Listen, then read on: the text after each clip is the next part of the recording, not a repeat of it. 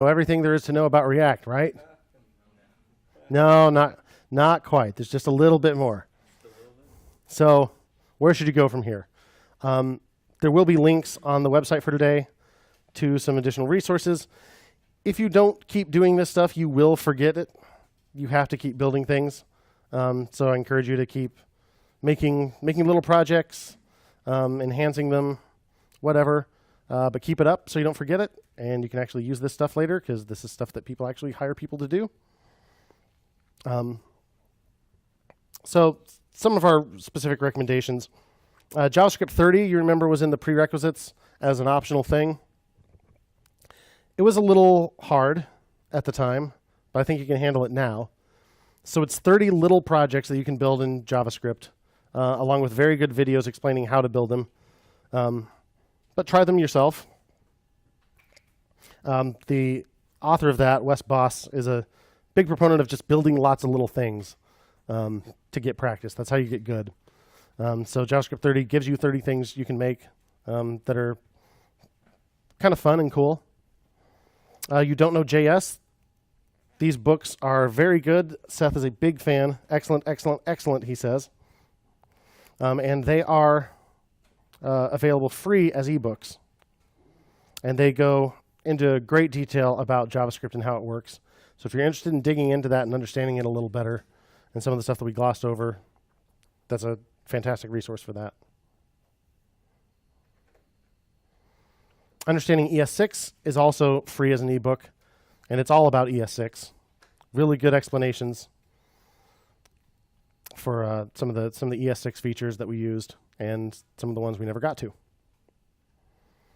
You're familiar with Code Wars. There's also HackerRank and Exorcism, which are really good resources for practicing things. And of course, as an extra bonus, after you do them, you get to see other people's solutions.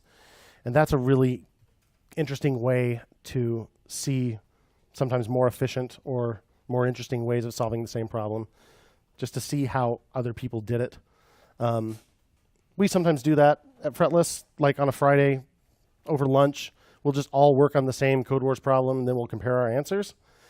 And there's only 4 of us developers there, but we won't always do it the same way, and it'll provoke some interesting discussions about which way's better. Often we'll kind of find that our favorite solution is a combination of the ones we individually came up with. So it's just a really good way to keep your skills sharp and to see how other people do things. And they're pretty small problems, so they don't take very long. Anything else you wanted to say about Code Wars, Seth? No, other than just like I still do Code Wars pretty often, and Exorcism and other things like that. I really like things where you have to figure it out on your own first, and then you can see other people's solutions.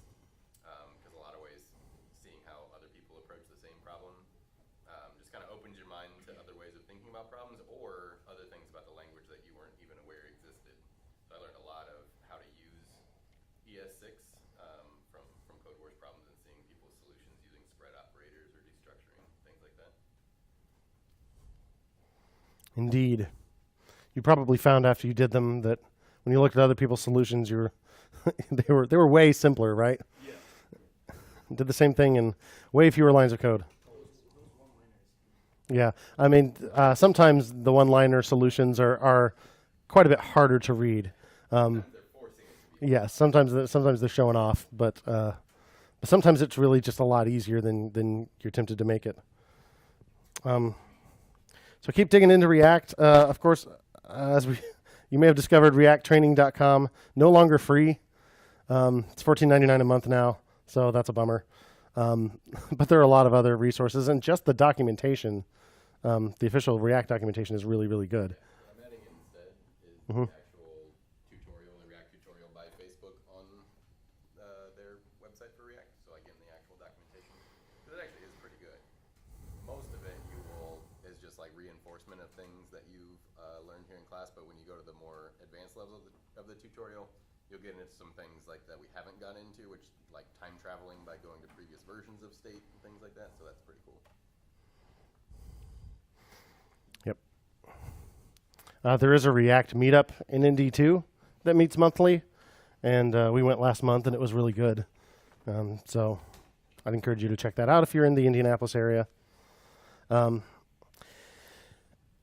Among the major React-related topics that we didn't have time to cover in a class this short, you may have been asking yourself at one time or another, isn't there a better way than passing these methods down as props from one component to the next to the next? Yes, there's a better way. The most popular better way is Redux, which is just a whole other pattern for state management. It's not tied to React. You can use Redux without React, but it is very popular in the React community, especially as state management gets kind of complicated. It's good to learn the way we did it first, for one thing, so that you have some idea of what pain it actually addresses, because you don't need it on every project. But sometimes it's just exactly what you need. So learning Redux would be a really good idea. LearnRedux.com. Hopefully you can remember that. If not, it's on the website. LearnRedux.com is another one by Wes Boss, who did JavaScript 30. It's a pretty nice video tutorial. You build an Instagram clone. It uses an older version of React Router, but that doesn't really matter. The point is Redux, and it's a pretty good tutorial for that.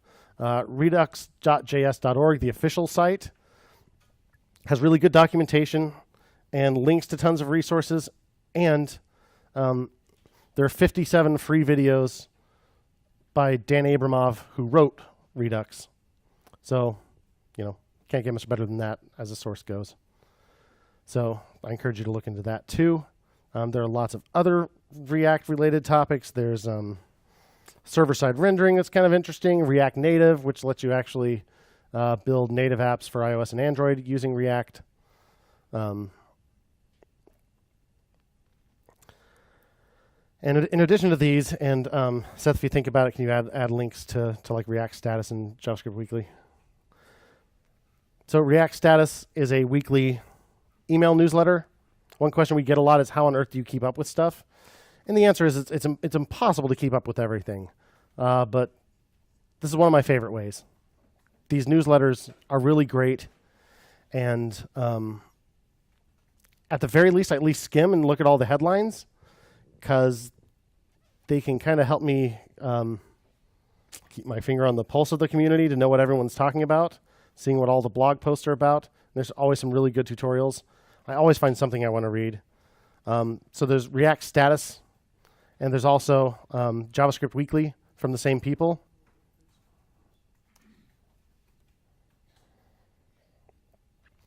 If you look at the latest issue of that, you can see a set of best practices for JavaScript projects. Could be interesting. Why Reddit chose TypeScript. Gatsby 1.0, a static site generator for React. That sounds interesting. Components will make you a better web developer. Now, that's actually an ad, but Ink, like a React, but for building command line apps, etc. And there's always some job postings in there, too. Lots of quick blog posts and tutorials and things like that. They always mark the tutorials with this little green badge. Experimenting with the background fetch API. Could be interesting. So